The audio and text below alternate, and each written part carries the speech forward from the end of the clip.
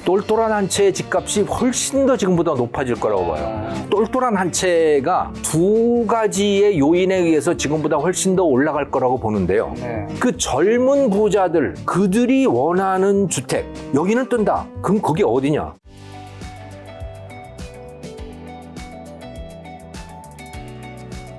부동산 시장 좀 어떻게 될까? 며칠 전에 이재명 대통령이 이제 코멘트를 했더라고요. 강남 서초 쪽에서 보셨나요 혹시 그 영상? 아니요. 아, 못 보셨군요. 이제 뭐 강남의 서초나 이런 데 집값 100억 된 게 뭐가 문제냐? 세금을 그만큼 많이 내게 하면 된다. 뭐 이제 시장에서 너무 정부가 뭔가 이런 거를 규제를 하기보다는 수요와 공급으로 풀고 가자. 공급을 많이 하겠다. 이런 정책을 얘기하긴 하더라고요. 그게 뭐가 문제냐? 그렇죠. 누구도 값 자체를 문제시한 사람은 없었어요. 네.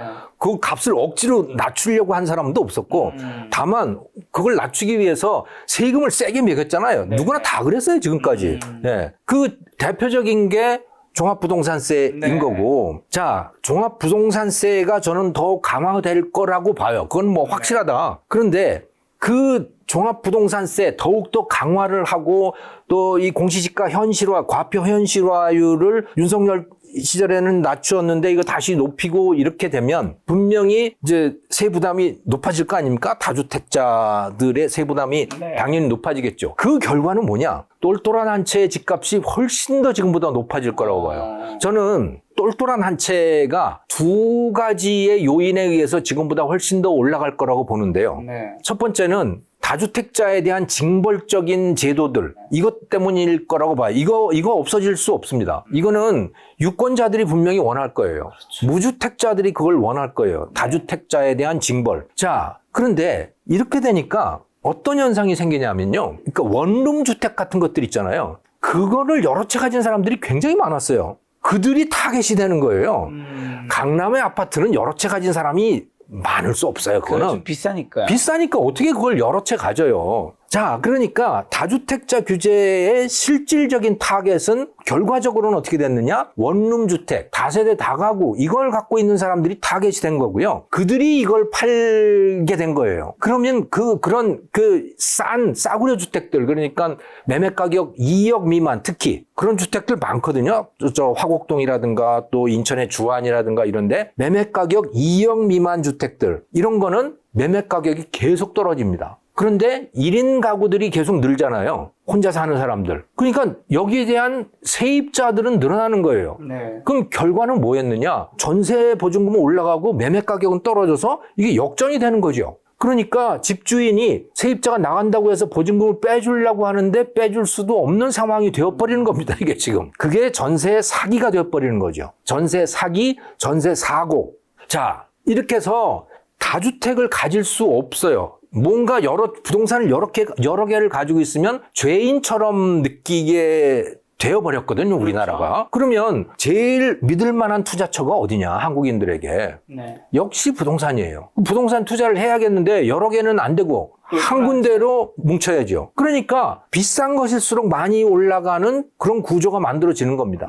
싼 것, 2억, 1억짜리 그런 원룸 주택들은 값이 계속 떨어지고 공급도 줄어들고 하는, 그래서 전세 보증금 올라가죠. 그 전세 사기가 나니까 이제 요즘엔 전세도 줄어들었어요. 월세로 돌리는 거예요. 그 세입자들이. 월세가 또 그렇게 올라가요, 요즘에. 여기 월세 엄청나게 올라갑니다. 자, 그래서 완전히 이중구조가 만들어져 있는 상황이고, 이거는 윤석열 정부 때 조금 덜해졌었다가 다시 회복되거나 더욱 심각해질 가능성이 있어요. 이게 첫 번째 이유고요. 두 번째 이유는 뭐냐면 인구의 구조와 산업의 구조를 생각을 해보시면 됩니다. 자, 인구가 줄어들잖아요. 줄어들면 전체적으로 주택에 대한 수요는 줄어들 수밖에 없습니다. 그런데 소득의 구조는 어떻게 되느냐? 산업의 구조를 보면 알 수가 있어요. 지금 산업은 우리나라 산업들이 다 죽어가고 있습니다. 중국하고 부딪히는 산업들은 다 죽어갈 수밖에 없어요. 그 산업들이 우리나라 한국인들의 소득을 3만 달러 이상으로 높여줬는데 그 산업이 다 중국하고 부딪혀서 다 한계에 와 있다고요. 더 이상 앞으로 가지 못해요. 다만 몇 개의 산업만이 지정학적인 반사 이익으로 요즘에 잠깐 뜨고 있는 상황이라고 보시면 되는 거죠. 네. 자, 그런데 뜨는 산업들이 생길 거예요. 지금도 이미 있어요.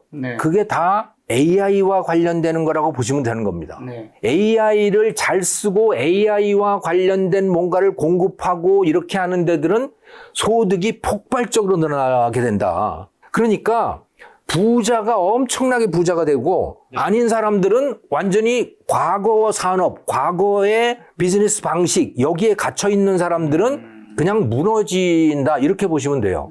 이걸 뚫고 나갈 수 있는 사람들 분명히 여럿 있죠. 최소한 저는 한 10%는 될 거라고 보는데 그 사람들은 다 젊은 사람들이고 그 젊은 부자들, 젊은 엄청난 부자들 그들이 원하는 주택, 그들이 원하는 주거지 여기는 뜬다. 그럼 그게 어디냐? 강남. 너무 뻔하잖아요, 그게. 뭐 용산. 예. 그러니까 전체적으로는 주택에 대한 수요가 줄어들어요. 집값이 떨어져요. 그래서 지방은 다 집값이 떨어져. 지방에서도 근데 젊은 부자들이 가고 싶어 하는 동네들이 있을 거 아닙니까?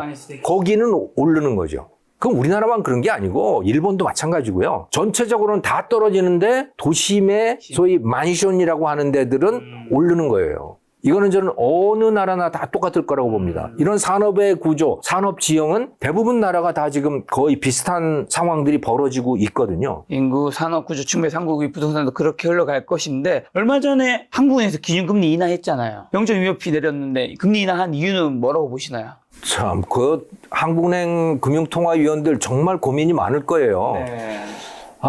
이게 우리나라 성장률이, 경제 성장률이 맞아요. 뭐 1%도 안 되고 뭐 0.8%로 간다 그러고 그건 멈춰 섰다는 얘기거든요. 원래 기존 전망치 1.6, 뭐 5, 6 정도였는데 예. 3개월 만에 0.8로 올해 걸 예, 그럼 낮췄죠. 멈춰 섰다는 얘기고 그냥 지금까지 그냥 보통 사람들의 삶의 차원에서 말하면 지금까지 벌어놓은 거 까먹는 거라고 보시면 되는 거예요, 이제. 우리가 그런 생활이 시작된 거고 많은 젊은이들이 부모한테 얹혀서 살고 하는 이런 시대가 이제 시작이 됐다는 말이거든요. 네. 그러니까 이건 뭔가 한국은행의 입장에서도 뭐 이런 걸 타개하기 위해서 좀 뭔가를 해야 되는데 그들이 갖고 있는 수단이라고 하는 게 금리밖에 없으니 금리 좀 내려서 통화 공급 좀 늘리자. 그 기준금리를 내린다라고 하는 것은요. 시중은행들로 하여금 좀 돈 좀 많이 좀 갖고 가. 그러니까 이 금융의 작동 방식이 한국은행은 통화 공급을 해주잖아요. 그 통화 공급을 조절하는 그 수단이 기준금리인 거예요. 그래서 기준금리를 낮추게 되면 그러면 시중은행들이 한국은행에서 원가가 낮아졌네? 그러니까 한국은행에서 돈을 많이 빌려가요. 그러면 그만큼 대출이 늘어나게 되는 거죠. 이거를 원하는 거거든요. 그래서 금리를 조금 낮춘 거예요. 어떻게라도 뭐라도 좀 대출이라도 좀 늘려보려고. 네. 그런데 지금 보시면 우리나라 가계대출 많다고 야단 법석인데 또 대출을 늘릴까? 이게 앞뒤가 안 맞는 거죠, 지금. 그런데 그렇게라도 안 하면 경제를 어떻게 살리지? 사실은 살릴 방법이 없어요. 지금 우리나라 경제가 이렇게 된 거는 뭐 통화 정책 때문에 이렇게 된 게 아니고 구조적으로 한국인들이 더 앞으로 못 나가게 된 거예요. 한국인들의 생활 방식이라든가 사고 방식이 이제 한계에 도달했어요. 그래서 더 이상 생산성이 높아지질 않아요. 근로 시간도 줄어들어요. 최근에 보시면요. 저희 아파트도 이제 너무 오래돼서 인테리어를 좀 바꿔보려고 하니까 너무너무 비싼 거예요. 인테리어 평당 엄청 비싸다면서요. 예, 저 32평짜리, 그러니까 전용 면적 25.7평, 네. 최소 1억이래요. 조금 잘하려고 그러면 뭐 1억 5천, 뭐 2억까지도 간다 그러더라고. 국민 평수 정도가. 예, 와 예전 같았으면 이거 미친 거죠. 그 왜 그렇게 됐을까? 두 가지 이유예요. 이제 외국에서 들어오는 거는 자재값이 오른 거예요. 인건비 오른 거예요. 자, 그럼 인건비는 도대체 왜 올랐을까? 인건비가 왜 올랐을 것 같아요? 노동 공급이 줄어서 그렇습니다. 노동 공급은 그럼 왜 줄어드냐? 인구가 줄어들었으니까요? 인구도 있지만 더욱더 큰 요인은요. 근로시간이 줄어서 그래요. 그쵸. 사람들이 일 안 해요. 법적으로도 이제 근무 시간도 이제. 예, 아침 몇 시부터 몇 시까지 딱 하면 끝. 그렇죠. 그거 넘어가면 이제 여러 가지 제재라든가. 제재도 있지만 하기 싫어해요. 하기 싫어하는 게 제일 문제고 그런 제재가 등장하는 이유도 일하기 싫기 때문에 등장하는 거예요. 그 정치인들이 알아서 맞춰주는 거죠. 국민들의 취향에. 근데 그게 우리나라의 성장의 한계를 만들어버린 부분도 있겠죠. 제일 큰 거라고 봅니다. 그러니까 사람들이 일하기 싫어한다. 그 다음에 또 하나는 새로운 산업이 생겨나지 않는다. 새로운 산업이 생겨나지 않는 이유는 뭐냐 또. 사람들이 모험하고 싶어 하지 않는 거예요. 모험을 안 해요. 뭔가 새로운 거를 할 만한 사람들은 국내에서 받아주질 못하니까 미국으로 가요. 실리콘밸리에서 그들을 다 영입하는 거예요. 카이스트에서 좀 좋은 공부를 했다 그러면 실리콘밸리를 그냥 가버린단 말이죠. 지금 이런 구조 때문에 한국에 신산업이 생기지 못하고 인건비는 계속 올라가고 이런 거예요. 생산성은 올라가지 않는데. 그러니까 이런 상황에서는 이게 금리를 내린다고 해서 해결될 문제가 전혀 아닌 거죠. 한국 경제 성장률 전망치가 이제 반토막이 나서 한국에서 금리를 내려서 어떻게 할 수밖에 없었지만 지금 구조적으로 한국 경제가 쉽지 않은 거네요. 그렇죠. 한국인들의 행동 방식이 변해야 이걸 뚫고 나갈 수 있는 상황이다. 저는 그렇게 봅니다. 그럼 일단 한국의 기준금리 인하가 한국에서는 특히 부동산 시장에 미친 영향은 있잖아요. 어떤 영향이 좀 있을까요? 하반기. 금리를 내리면 그러면 이론적으로는 뭐 조금이라도 부동산에 대한 수요가 늘어나서 뭐 대출금리도 낮아지고. 예. 그래서 오르다고 이론적으로는 말할 수 있는데 너무나 미미한 변화이기 때문에 네. 별로 그렇게 영향이 있을 거라고 보지 않고 또 특히나 재밌는 것은 이렇게 기준금리를 내렸는데 은행들은 말이죠. 오히려 대출금리를 더 올렸어요. 왜죠? 가계부채 늘어날까 봐 자기들도 걱정이 되는 거예요. 이제. 은행이 부담이 될 수 있는. 예, 은행이 부담을 느낄 정도로 가계부채가 많아졌다.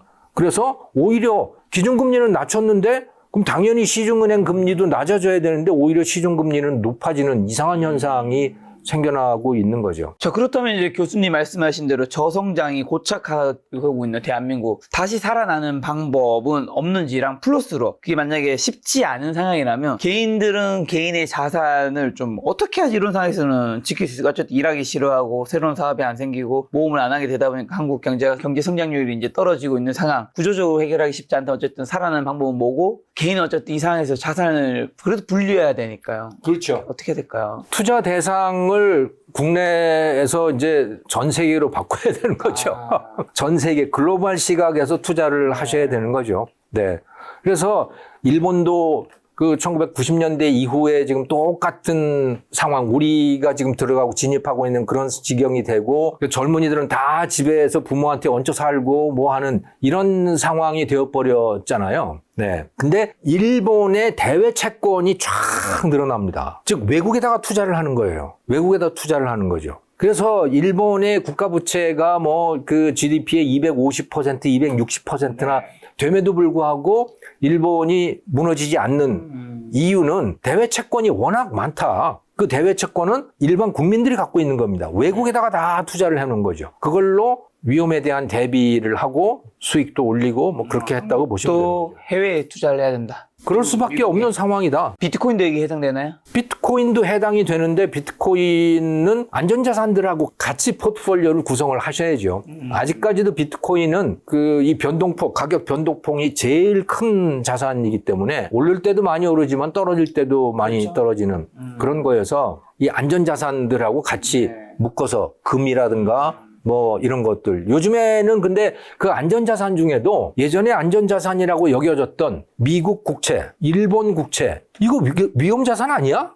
할 정도로 주가하고 같이 움직이는 거예요. 안전자산이 되려면요. 주가가 떨어질 때 그 안전자산의 값은 올라가야 됩니다. 그렇죠. 그게 그러니까 서로 반대로 움직이는 게 안전자산이거든요. 그러면 국채 같으면 이게 값이 올라간다는 얘기는 금리가 떨어진다는 이야기인 거죠. 반대니까요. 예. 근데 이게 지금 요즘에 미국 국채도 그렇고 일본 국채도 그렇고 이게 맞는 건가? 굉장히 혼란스러운 상황이에요. 여기에 제일 지금 적합한 안전자산이 지금 스위스 프랑 또 스위스 국채. 요즘에 떠오르는 게 그거더라고요. 금하고 비슷하게 안전자산인 걸로 그렇게 떠오르더군요.